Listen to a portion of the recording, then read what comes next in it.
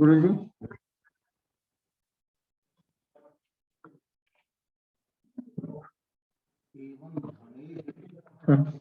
उपमादीनां और रसवद अलंकार से विभक्त विषयता भवति। विभक्तौ विषयो यस्य सह विभक्त विषयः। तो ध्वनि अपि विभक्त विषयः भवति और उपमादयः अपि विभक्त विषयः। गुरुजी ध्वनि इसको पंचम में माने पर क्या ध्वने है उपमादीनां रसवद अलंकारस्य च विभक्त विषयता भवति। तो एक पंचम्यंत भी कर सकते हैं। उनको षष्ठ्यंत मानेंगे और षष्ठ्यंत भी मानेंगे कि ध्वनि का और उपमादि तथा रसवद आदि अलंकारों का विषय निश्चय होता है। तो ये भी एक अर्थ होगा। और पंचमी यदि मानेंगे तो होगा कि ध्वनि से उपमादि अलंकारों का रसवद अलंकार का विषय भिन्न। कि ध्वनि का विषय है प्रधानता वाला और ये अंगता जो है रसादि ही अंगता। उपमादि भी अंग होते हैं, रसादि भी अंग होते हैं। तो यंग भूत रसवदादि और उपमादि अलंकार हैं।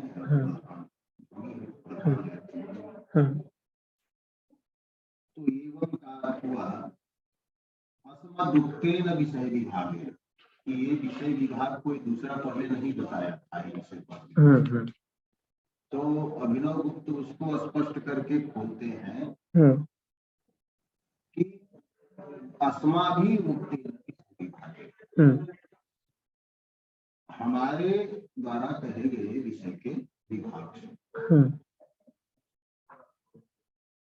और उसमें भी मदुक्ते नहीं कहा कि मेरे नहीं, कि हमारे जैसे और जो लोग ध्वनिवादी बहुवचन देकर के सूचना दिए कि और सभी ये मानने वाले हैं। ये तो मदुक्तेन का अर्थ होता कि मैं जो कह रहा हूँ राजा हूँ, मैं जो व्यवस्था दे रहा हूँ उसी के अनुसार ये होगा।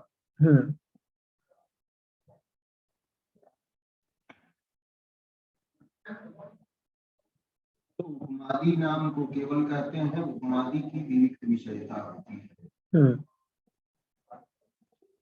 तो इस पर बता रहे हैं यत्र रसस्य अलंकारियता, रस की अलंकारियता है और रसांतरम च यंगभूतम नास्ति, और दूसरा कोई रस अंगभूत नहीं।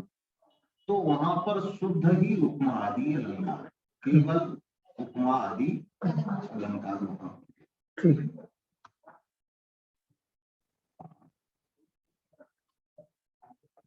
तेन संसृष्ट्या न उपमादीनां विषया इति भावः।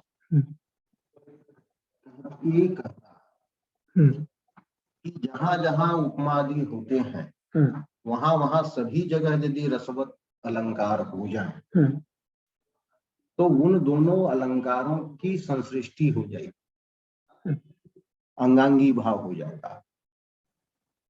उपमा आदि अंग हो जाएंगे और रसवत अलंकार अंगी हो जाएगा। तो अंगांगी में तो अंगांगी भाव हो सकता है या दोनों एक ही अधिकरण में है, एक ही अधिकरण में है तो संसृष्टि तिल तंडुल न्याय से संसृष्टि होगी। तो यहाँ संसृष्टि की बात कर रहे हैं। तो यदि संसृष्टि हो जाती तो उपमा आदि का पृथक स्थान नहीं मिलता रसवत अलंकार से, क्योंकि संसृष्टि एक अलग अलंकार है। तो संसृष्टि एक अलग अलंकार है तो उपमा आदि का शुद्ध विषय कहीं पर नहीं मिलता। यदि ऐसा होता कि जहां उपमा आदि हो रसवत भी हो तो उन दोनों की संसृष्टि हो जाती, तो संसृष्टि अलंकार वहां माना जाता, तो शुद्ध उपमा वहां नहीं होगी। तो शुद्ध उपमा का विषय जो है उसका अभाव हो जाता। तो इसलिए इन्होंने ये कहा कि जहां पर रस कोई अलंकार्य है और दूसरा कोई रस और अंगभूत दूसरा रस कोई नहीं है, तो वहां केवल उपमा ही न अलंकार है, तो शुद्ध उपमा अलंकार। तेन संसृष्ट्या उपमादीनां विषयापहारः, तो विषय का उनका जो है अपहरण तो नहीं होगा। यही हुआ। ये नहीं आवश्यक है कि दोनों एक ही साथ, जहाँ उपमा हो रसवत हो। अब है रसवत अलंकार से विषय, विभक्त विषय का। तो यहाँ तो नाम लिया रसवत, तो रसवत उपलक्षण है, क्योंकि प्रेयस, ऊर्जस्वी और समाहित, ये जो चार अलंकार माने गए हैं, उनका भी उपलक्षण है कि वहां भी ये सब अलंकार होंगे। रस जो है सो वहां, जैसे रस अलंकार हो जाता है तो रसवत कहा जाता है, और भाव अंग हो जाता है प्रेय कहा जाता है, और रसाभास भावाभास अंग हो जाते हैं तो ऊर्जस्वी कहा जाता है, और भाव शांति जब अंग होती है तो समाहित कहा जाता है। तो ये चार अलंकार उन लोगों ने माना था। जी। तो रसवत शब्द से इन तीनों का भी ग्रहण है। तो अनेन भावाद्यलंकारा है कि प्रेयस्वी समाहिता गृह्य। तो ये हो गया। अब ये भाष्यकार है, रसवत अलंकार का तो उदाहरण दे दिया इन्होंने ही मूलकार में। तो टीका का कर्तव्य है जो शेष रह गया उसको पूरा कर दें टीका का। तो ये जो है शुद्ध भावालंकार का उदाहरण दे रहे हैं। जहाँ शुद्ध भावालंकार, तत्र भावालंकार से शुद्ध उदाहरण। तव सतपत्र पत्र मृदु ताम्रतलः चरणः चल कलहंस नूपुर कलध्वनिना मुखरः महिष महासुरस्य शिरसि प्रसभम् निहितः कनक महामहिद्र गुरुतां कथमं भगतः। तो हाँ, अब आपका वाला आ गया है श्लोक। हाँ, तो देवी स्तोत्र से लिया गया है, देवी जी की स्तुति है। तो ये कहते हैं कि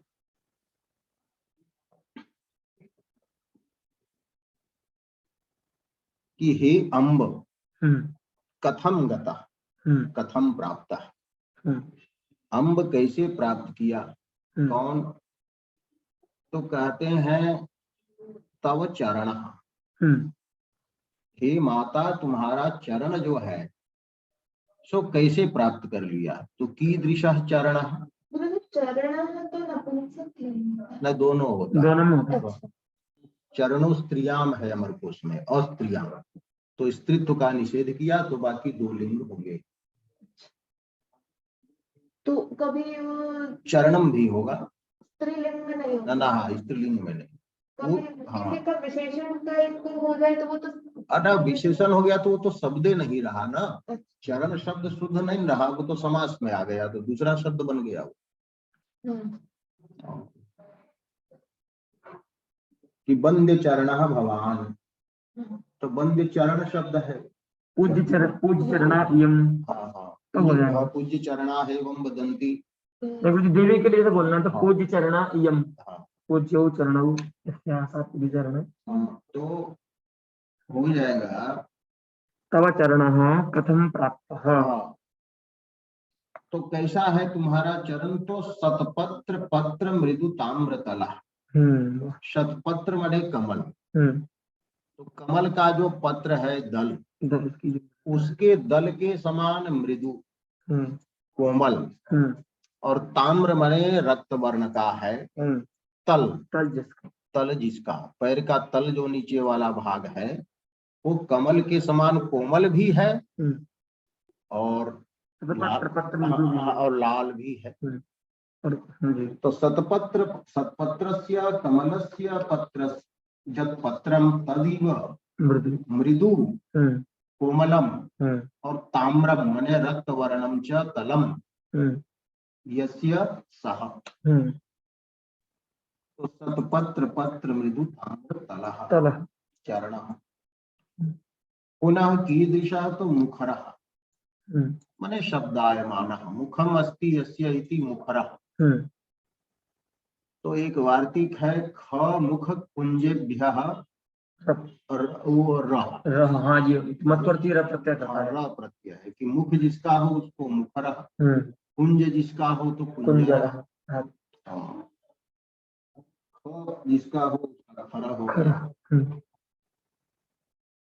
तो मुखरः शब्दायमानः केन, तो चल कलहंस नूपुर कलध्वनिना।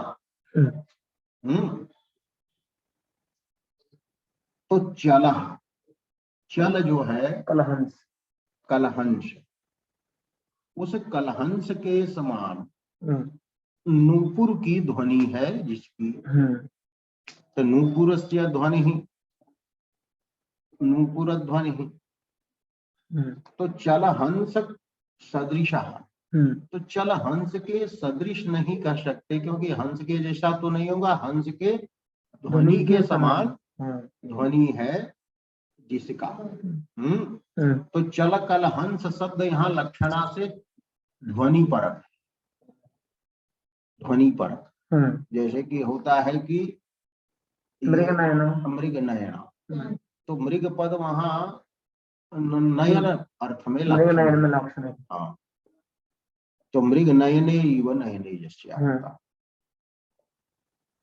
तो चल, चलः ज कलहंसः तस्य ध्वनिरिव, तस्य ध्वनिरिव वर्तते नूपुरस्य ध्वनिः यस्य तीन। क्या है सुख नहीं, नूपुर ध्वनिना मुखरा। यहाँ तो फिर आगे कुछ नहीं है। कलहंस की ध्वनि के समान जो है नूपुर की ध्वनि, उस ध्वनि से मधुर शब्द ही मुखरा। नूपुर के कल है ना, नूपुर कलध्वनि ना, तो कल मतलब भी रवि। अच्छा कल वहाँ, हाँ ठीक है, हाँ नहीं कल वहाँ मधुर और अव्यक्त कल भी है। तो ये होगा कि चलः जह वर्तते कलहंसः तस्य कलहंसस्य यह वर्तते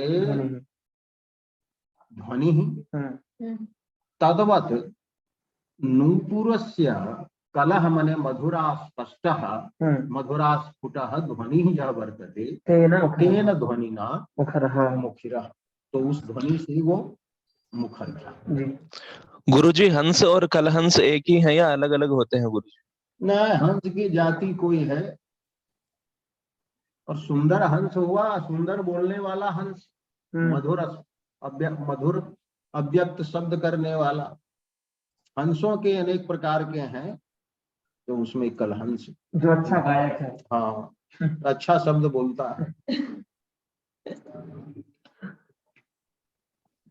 और कैसा चरण है, तो महिष महासुरस्य शिरसी निहिता। महिष नाम का जो महासुर था उसके सिर पर वो चरण रखा गया। प्रसभम नहीं था, हाँ बलात् उस पर मैंने उसके सिर पर प्रहार किया रखा, प्रसभम निहिता। तो ऐसा जो कोमल तुम्हारा चरण है वो उसको लगा जैसे कि हमारे मस्तक पर एक पहाड़ गिर गया है।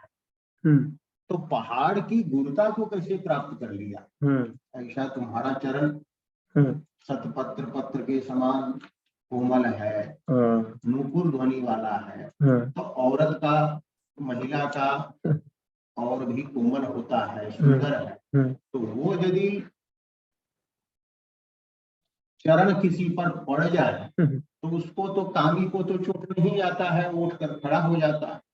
लेकिन ये जो है आपका चरण, ये कनक महामहिद्र गुरुताम, कनकस्य स्वर्णस्य जह वर्तते महीद्रः महापर्वतः सुमेरु पर्वत। सुमेरु पर्वत।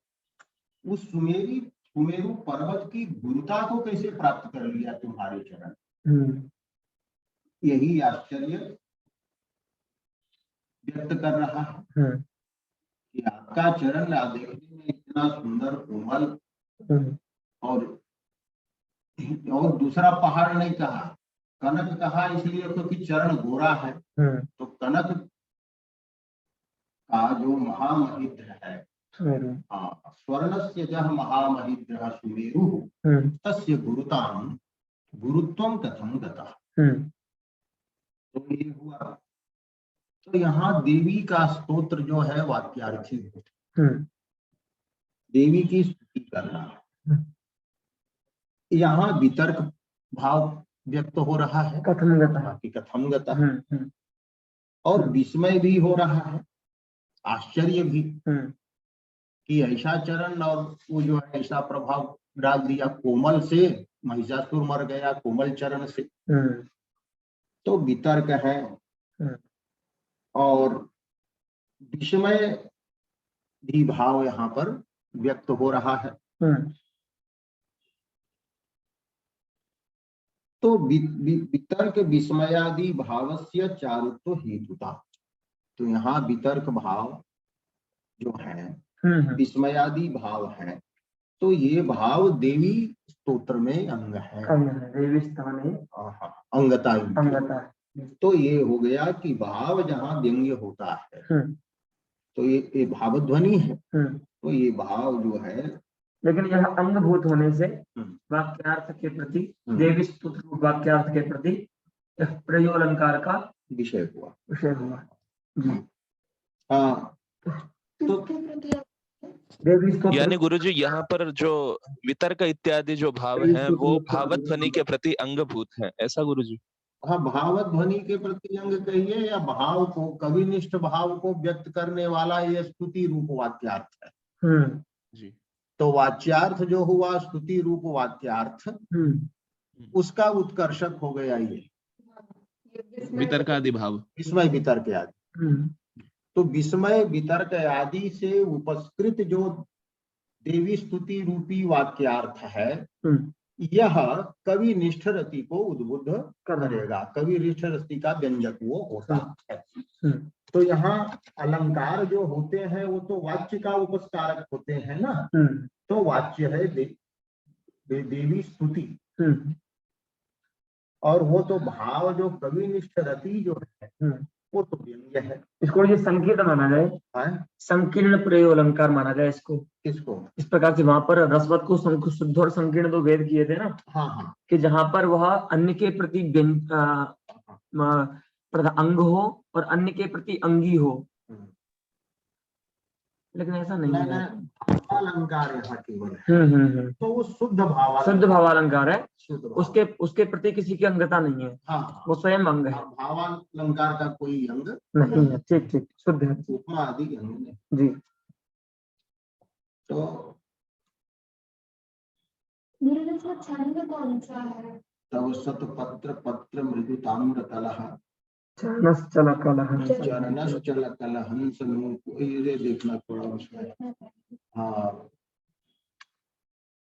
महिष महासुरस्य शिरसि प्रसभं निहितः। ये कितना है गण देखिए।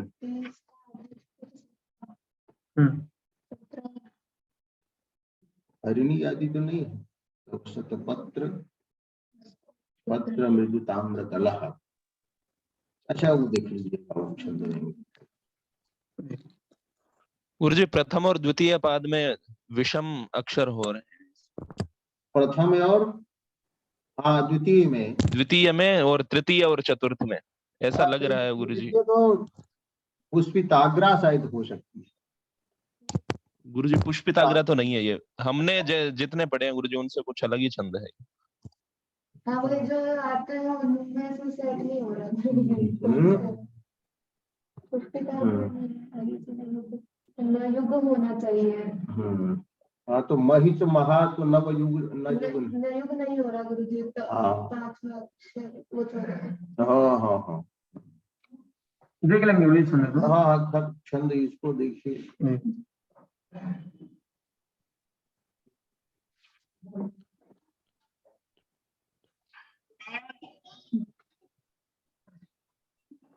क्या है नहीं गुरुजी, जी गुरुजी देख लेंगे। ये क्या आवाज हुई? गुरुजी फोन फोन में अचानक से बज गया गुरुजी तो उसको बंद कर। अब रसाभास की अलंकारता दिखाते हैं। जी यथा ममैव स्तोत्रे, वाह ये अपनी स्तोत्र, ये लगता है देवी स्तोत्र उनका है, लेकिन अब जिस किसी का देवी शतक तो गुरुजी आनंद वर्धन का था ना, हाँ ये तो उनका कोई अलग स्तोत्र होगा। तो देवी शतक में ऐसा अच्छा तो नहीं है, और उसमें जो है जमक वाला है।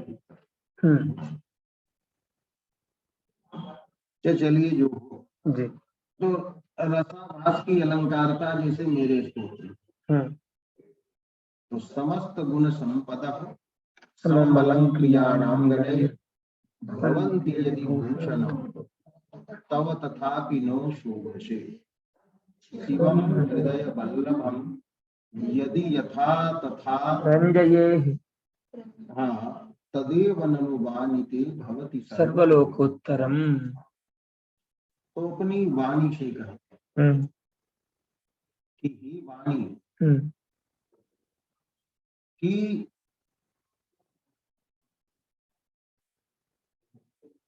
यद्यपि समस्त गुण संपदा समस्तानां गुणानां समस्ताः गुण रूपाः संपदा माने सारे गुण 10 हो 20 हो 3 हो जो हो, ये सारे गुण और अलंक्रियाणाम गणैः समः, अलंकारों के समूहों के साथ यदि सारे गुण संपद तब भूषणम भवन्ति, तुम्हारे भूषण हो जाए, अलंकार हो जाए, माने शोभा बढ़ाने वाले हो जाए। माने गुण से भी शोभा होती है, वामन ने तो कहा है ना कि गुण से शोभा होती है और अलंकार से शोभा का अतिशय होता है। तदतिशय हेतवस्तु अलंकार।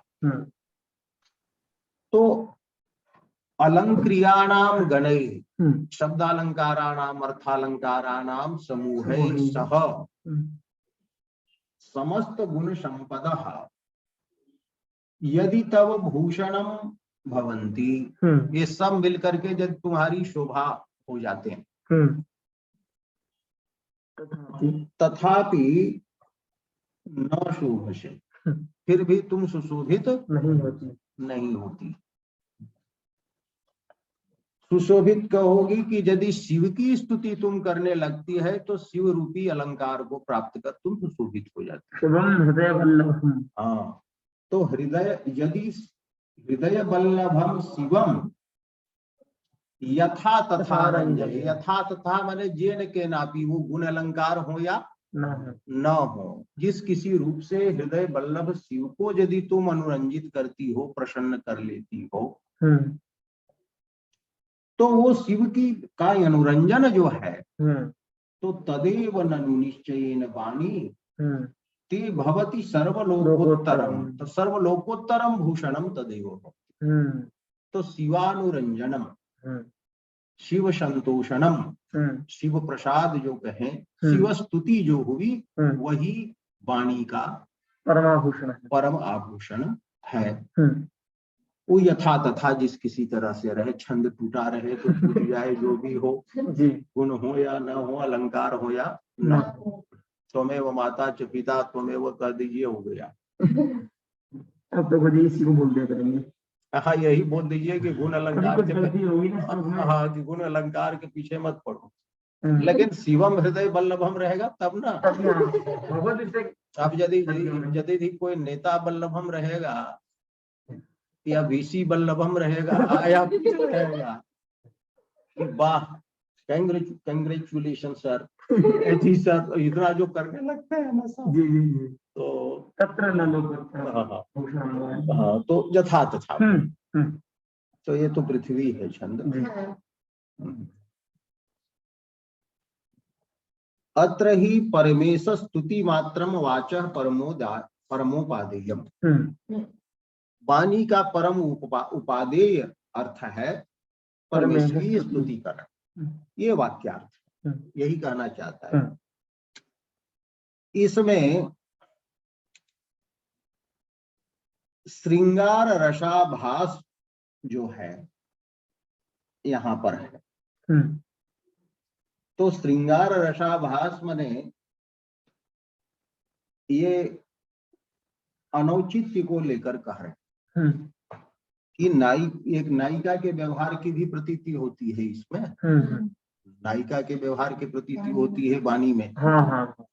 तो जिसमें सारे गुण संपन्न हो और सारे अलंकार से विभूषित हो, और वो नायिका यदि दूसरे से प्रेम रखती है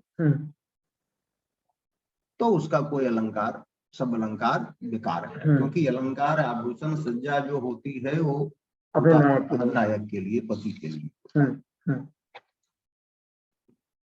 तो ये जो श्रृंगार रसाभास प्रतीत होता है कि वैसी नायिका है कि जिसका शिव नाम का पति है, उसको छोड़ करके वो दूसरे जगह कुछ कर रही है, तो वो जो है वो शोभित नहीं होगी। तो ये श्रृंगार रसाभास, और साथ में यहाँ श्लेष अलंकार है, क्योंकि गुण मतलब उसमें सौंदर्य आदि गुण भी लेंगे और इधर माधुर्य आदि गुण लेंगे।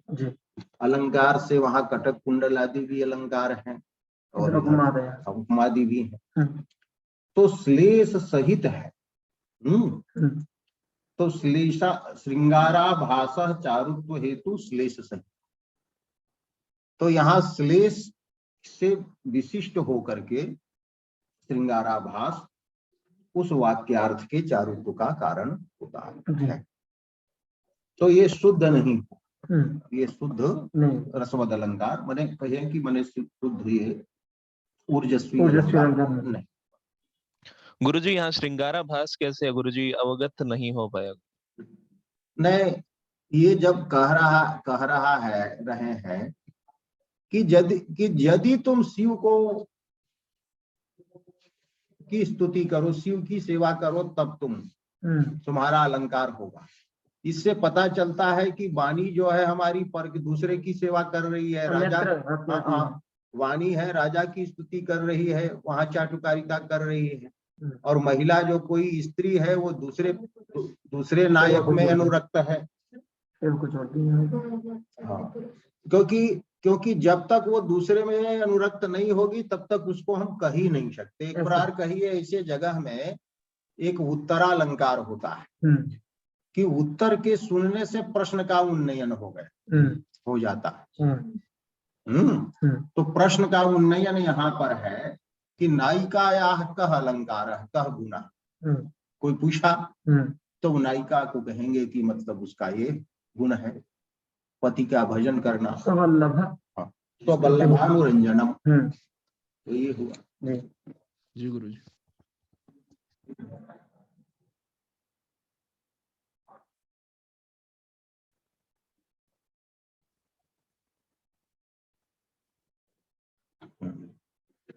और नहीं अयम पूर्ण श्रृंगारः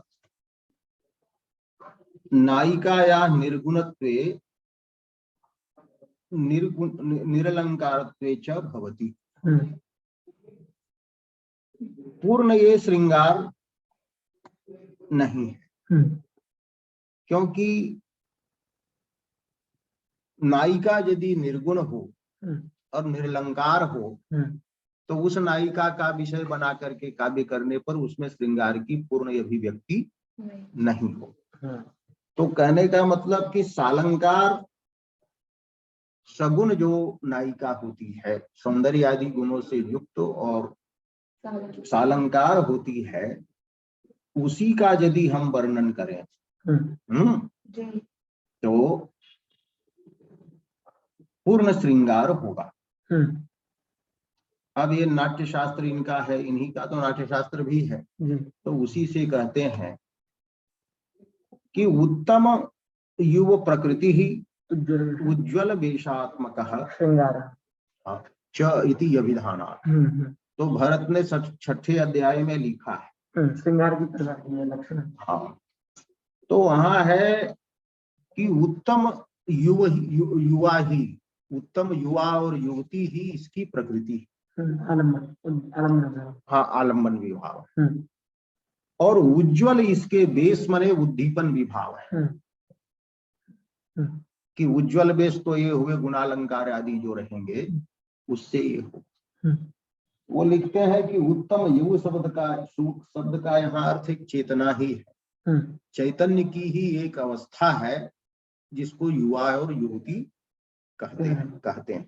वो लिखा है शरीर को वस्तुतः युवा युवती नहीं कहते, कि उस शरीर से विशिष्ट चैतन्य जो हुआ तो वो तो पूर्ण श्रृंगार नहीं होता है वहां, जहां मने नायिका निर्गुण हो और निरलंकार, क्योंकि श्रृंगार के लिए उन्होंने कहा है कि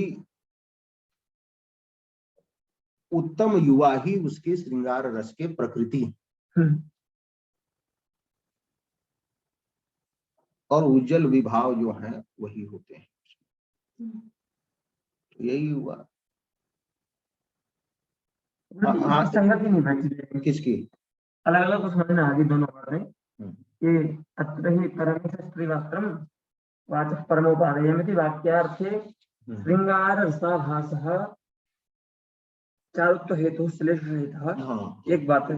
उसके बाद एक नई बात कहते हैं कि नहीं अयम पूर्ण श्रृंगारो नायिकायाः निर्गुणत्व निरलंकारत्व च भवति। हाँ, ये अलग बात है। इन दोनों में क्या संगति कैसे बैठे? नहीं, संगति यहाँ ये बैठी कि यहाँ जो श्रृंगार की प्रतीति हो रही है तो उस श्रृंगार का विभाव जो है, जो नायिका जो प्रतीत हो रही है, तो वो नायिका जो है सो वस्तुतः निर्गुण है, क्योंकि वो शिव का भजन नहीं कर रही है, उत्तम प्रकृति उसमें नहीं आ रही। उत्तम प्रकृति तो तब आएगा जब मतलब कि स्वनायक के प्रति रति होगी। तो स्वनायक के प्रति तो रति यहाँ पर है नहीं, तो वो अलंकार जो है वो अलंकार है ही नहीं, वो गुण है ही उसकी नहीं।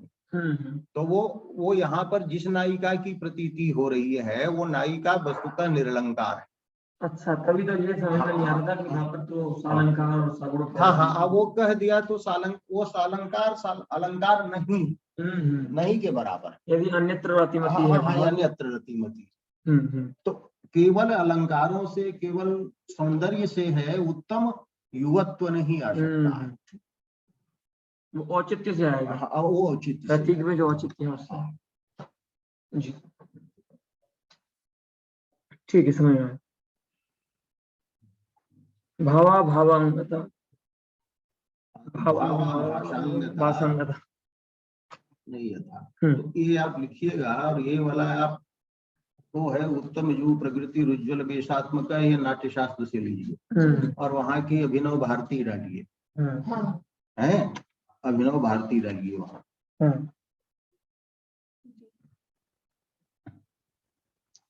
तो स पातु यस्य हतावशेषा तुल्य वर्णांजन लावण्य युक्तेषु प्रसन्ति दैत्या स्वकांता नयनोत्पलेषु। तो स वह पातु, वे आपकी रक्षा करें। स युष्मान रक्षतु, रक्षतु कौन? तो हतावशेषाः दैत्या, कि विष्णु के द्वारा मार दिए जाने पर जो बच गए शेष दैत्य, ते हतावशेषाः दैत्याः स्वकांता नयनोत्पलेषु वित्रसन्ति। अपने कांताओं के उत्पल सदृश जो नयन है। नील कमल के समान जो आंखें हैं, उन आंखों के विषय में जिनको त्रास होता है, आंखों को देखने से डर हो जाता है, अपनी नायिकाओं के की नीली आंखों के देखने से दैत्य सब डर जाते हैं। क्यों डर जाते हैं?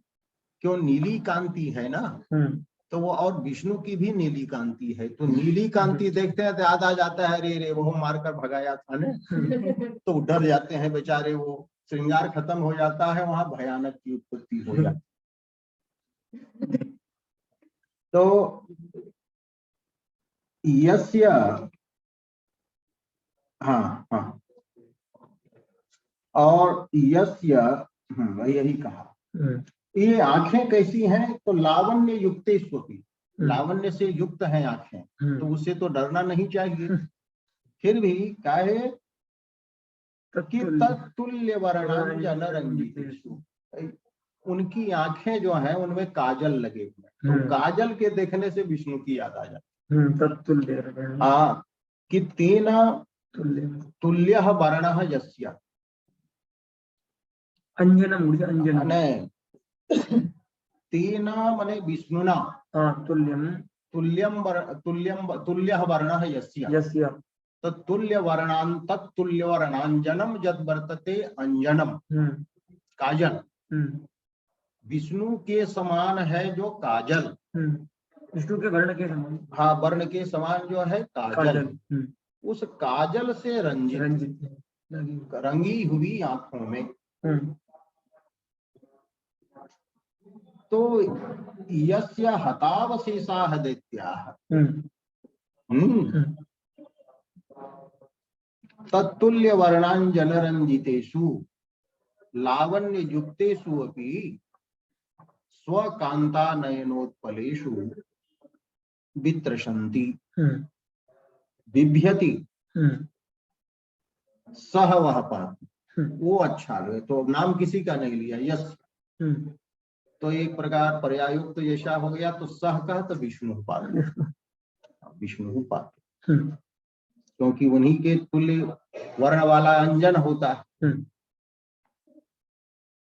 और दैत्याः हतावशेषा विष्णुनैव कृताः, अतः यत्पदेन इष्टग्रहणम्।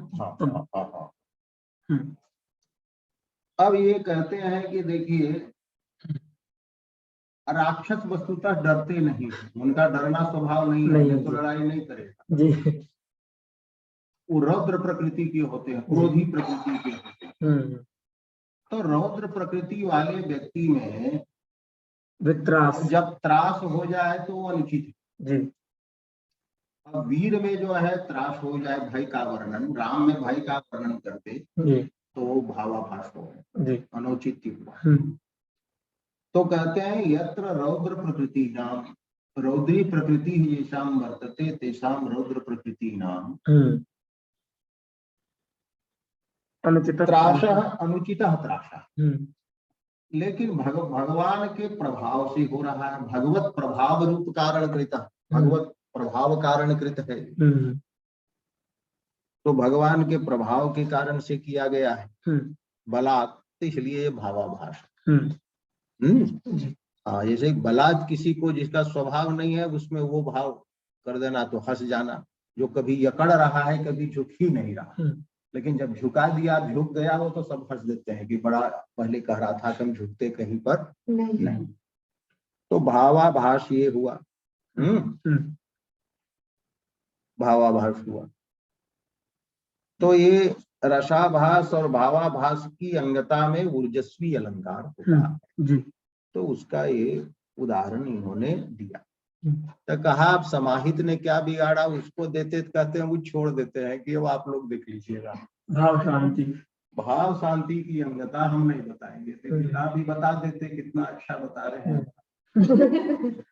तो यहाँ पर वाक्यार्थ क्या है? वाक्यार्थ क्या है यहाँ पर? क्या? भगवत प्रभाव वर्णन।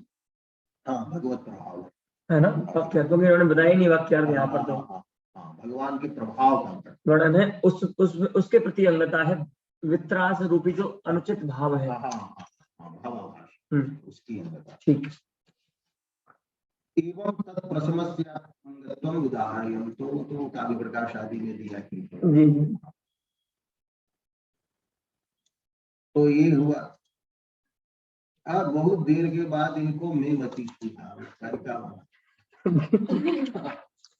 ये रसा दीदी से मेमती। अरे ये बहुत पीस लेंगे। तो रसादी रीति मेमती ही 5वीं कारिका में। हाँ मेमती कर रहे हैं।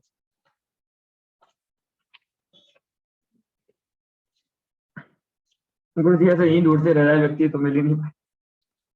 अब कहते हैं मेमती रीत्यनेन यत् परमतम सूचितम, क्योंकि मेरी ये मति है, किससे पता चलता है दूसरे की मति क्या है भाई। आप ये कह रहे हैं तो दूसरे ने क्या कहा,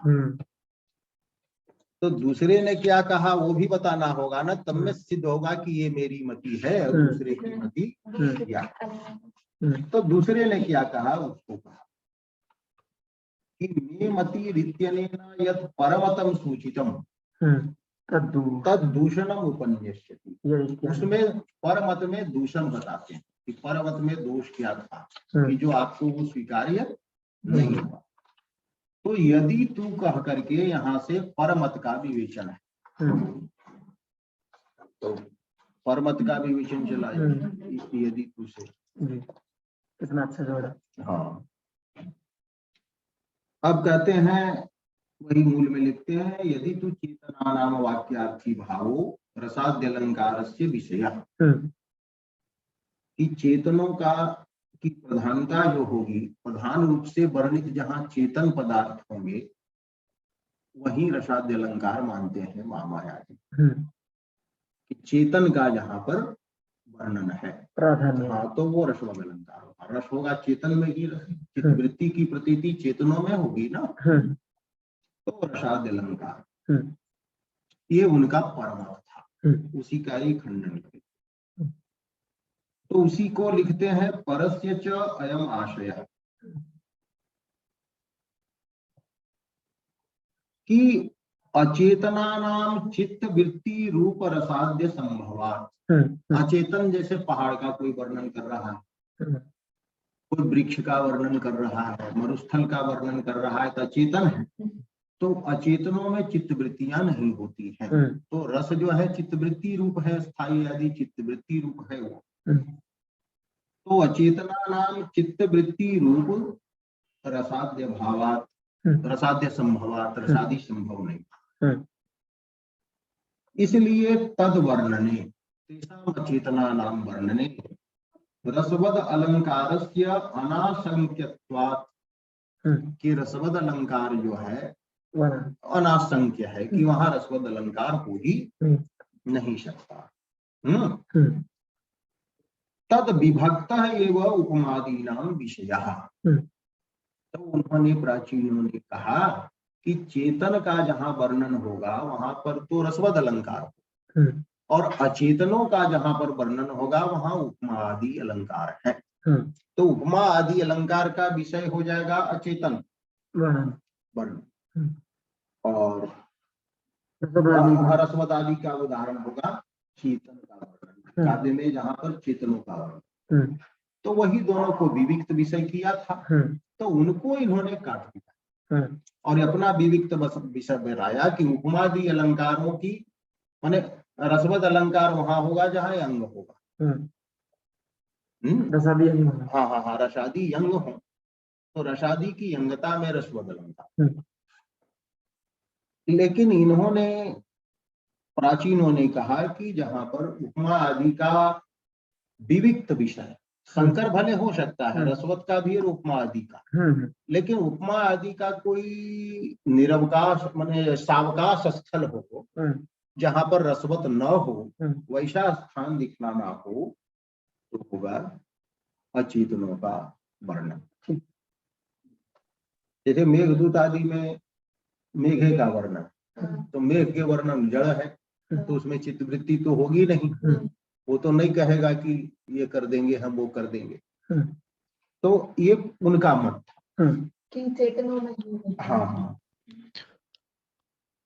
तो ये विभक्त एवं उपमादि नाम विषय है ये कहा। गुरुजी, उपमादियों का विषय अचेतन ही कैसे होगा गुरुजी, क्योंकि उपमा किसी चेतन से भी तो दे सकते हैं। नहीं, उपमा आदि का शुद्ध विषय अलग, जहां पर रसवद आदि अलंकार न हो, तो रसवदादि अलंकार के अभाव के स्थल में आपको उपमा आदि अलंकार बताना है तो वो शुद्ध हो, और जहां चेतन का वर्णन है तो वहां रसवदादि अलंकार भी हो गया और उपमादि भी हो गए, दोनों की संभावना है, तो दोनों हो जाएंगे तो उनमें संकर संसृष्टि कुछ हो जाएगा। अचेतन में विधि, उपमा की विधि में तात्पर्य नहीं है। हाँ, अचेतनों में रसदादि अलंकार का निषेध में तात्पर्य है। हाँ, इतना माने आप कहने का मतलब है कि उपमा आदि अलंकार चेतन के वर्णन में भी हो सकते हैं और अचेतन के भी वर्णन में, लेकिन शुद्ध जो है रसवदादि के अभाव से विशिष्ट जो स्थल होगा उपमा का, तो वो होगा अचेतन का ही वर्णन। जी गुरुजी। हाँ, यही ये कहना, तो यही कहे। लेकिन आनंद वर्धन इसका खंडन करते हैं। क्योंकि ये तो अंग ही मानते हैं उसको, इसलिए भी मान सकते हैं ऐसा। हाँ, कि हमने कहा कि हमने तो ये व्यवस्था दी थी और आपने जो व्यवस्था दी थी उसमें गलती क्या थी, तब ने आप हम इनको माने आप ये कोई नई व्यवस्था दे रहे हैं और पहले हमने कोई व्यवस्था दे दी है, तो हमारी व्यवस्था में आप दोष दिखलाएंगे तब ना आपकी नई व्यवस्था काम करेगी। यदि हमारी व्यवस्था में कोई दोष ही नहीं है तो आप नई उसमें क्यों ला रहे हैं? दोष बताइए आप, हमारे मत में दोष बताएं आप। तो केवल मे मति कह देने से तो नहीं होगा, और तस्य मति जो था तो उसमें दोष क्या था, तो पहले बताया कि उनका विचार ये था, तस्य मति ही एवं आशीत, और अब उसमें दोष आगे बढ़ाते हैं। उपमादि नाम निर्देशक। मुझे थोड़ा कम समझ में आया ये वाला। क्या नहीं आया? कि दूसरों का जो मत है, जो परमत है, वो थोड़ा एक बार और बता दें। चेतन का जो वाक्यार्थ बना है, तो मतलब एक तो शुद्ध उपमादि है और रसवदादि अलंकार है, दोनों जगह। तो जो चेतन आदि की उपमा दी जाती है तो वो रसवदादि अलंकार में हो जाता है, ऐसा कुछ है?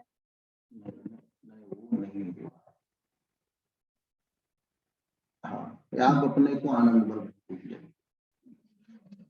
तो आपने कहा कि मेमति, यहाँ रसादि अंग होते हैं अलंकार, ठीक है, तो रसवद अलंकार, और प्रधान रसादि नहीं।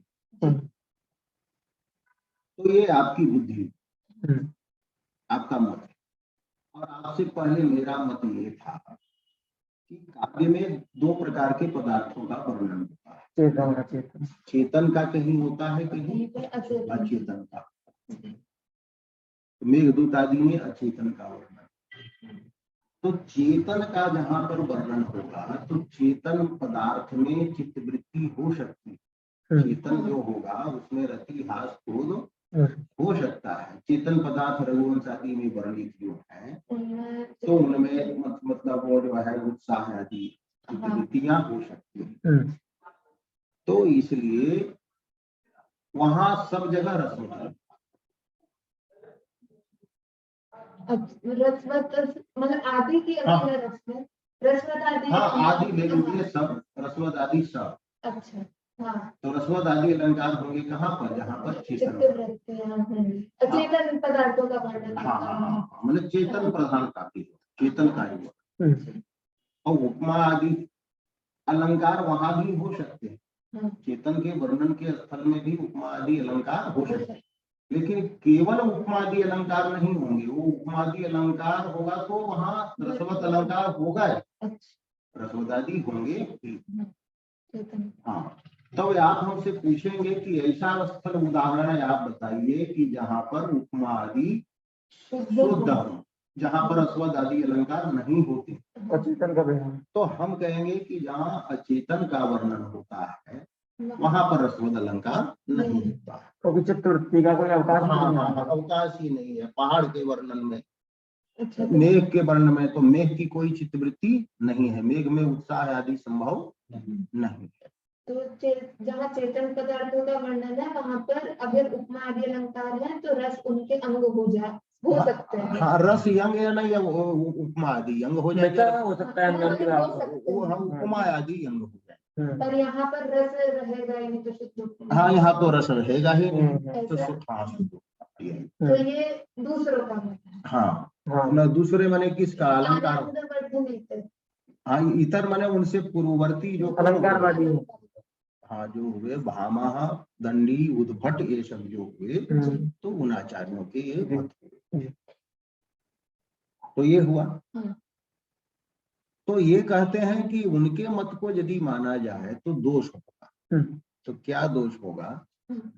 तो कहते हैं कि तो उपमा आदि का तो कहीं विषय मिलेगा ही नहीं। पहले तो कहे कि कम हो जाएगा उसका विषय, क्योंकि अचेतन का वर्णन कम है। बाद में सोचा कि नहीं, अचेतन का भी जहां पर वर्णन होता है वो चेतन का अध्यारोप हो जाता है उसमें। हाँ तभी होता है, तभी होता है। तो मेघ को हम दूत समझ रहे हैं, चेतन का कामार्ता ही प्रकृति किपना चेतना चेतने, तो उसको चेतन समझ करके ही यक्ष जो है कह रहा है, चेतन को थोड़े कहता है। तो चेतन का तो अध्यारोप हो ही जाता है, कहीं तो चेतन का ही वर्णन होता है। शुद्ध जड़ पदार्थ का वर्णन संभव है। हाँ तो शुद्ध जड़ पदार्थ का वर्णन नहीं संभव है, तो वहां पर रसवद अलंकार आ ही जाएगा। तो शुद्ध जो है उपमा आदि अलंकार उनका विषय खत्म, निर्विषयता हो जाएगी। तो वही कहे मूल में कि यदि तू चेतना नाम वाक्यार्थी भाव रसाद्यलंकारस्य विषयः इति उच्यते तर्हि उपमादीनां प्रबल विषयता निर्विषयता वा अविहिता स्यात्। क्यों? तो आगे कहे जस्मात् अचेतन वस्तु वृत्ते वाक्यार्थी भूते, कि अचेतन पदार्थ जब प्रधान होता है, वाक्यार्थ होता है, प्रधान होता है, तो पुनः चेतन वस्तु वृत्तांत योजनया यथा कथंचित भवितव्यम, कि वहां पर भी चेतन वस्तु के वृत्तांत माने व्यवहार की योजना किसी न किसी प्रकार से होती भी है। यही है। तो ये खंडन हुआ कि उपमा आदि का विषय। तो अब ये तद दूषयती कहा, ये जो प्राचीनों का मत था उसको दूषित करते हैं तरही से। तरही माने तस्मात् वचनात्, तस्मात् हेतु हो।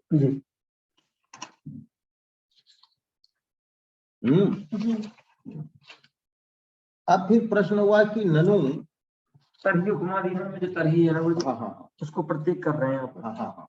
कि ननु अचेतन वर्णनम विषय इति उत्तम। अचेतन का वर्णन जो है तो विषय कहा गया। इति आसन के हेतु माने हेतु यहाँ यस्मात् जो कहा ना कि यस्मात् अचेतन वस्तु वृत्तान्ते जो मूल में कहा, तो ये हेतु कहा। पहले तो कहा गया कि अचेतन वर्णन विषय होता है उपमादि अलंकार का, यही कहा। तो अचेतन वस्तु जब वहां पर है तो वहां पर चेतन कैसे आएगा, ये प्रश्न हुआ। तो उसका उत्तर यस्मात् से दे रहे हैं। ये यस्मात् से दे रहे हैं। बस ये निर्विषयता जो दिखा रहे हैं ना, प्रबल विषयता तो हो जाएगी सामान्य कथन से ही। जो निर्विषयता की प्रतिज्ञा कर दी ना, उसके लिए अब ये हेतु दे रहे हैं कि तत्रापि चेतन वर्णनम कथनचित भवति। तो माने निर्विषय हो जाएगा, उपमादि का शुद्ध स्थान नहीं मिलेगा। तो इसलिए कारण दिया कि किसी न किसी रूप से वहां पर जो है अनुस्यूत है, रसे अनुस्यूत होगा, चेतन होगा। हम्म, तो कहा कि चेतन का अध्यारोप कैसे करेंगे आप? तो यथा कथनचित जिस किसी प्रकार से, तो जिस किसी प्रकार से मतलब है विभावादि रूपतया, कि अचेतन जो होता है वो विभावादि रूप होगा, उद्दीपन विभाव तो होगा ना। क्योंकि संसार में जितनी कोई भी वस्तुएं ऐसे नहीं है जो किसी न किसी चित्त वृत्ति को उत्पन्न न करें। तो पर्वत, मेघ, ये सब भी चित्त वृत्ति के जनक है, तो वो विभाव है। तो अचेतन भी पदार्थ कोई विभाव रूप होगा। आंसू का ही केवल वर्णन है तो आंसू है अचेतन, लेकिन वो अनुभाव रूप है।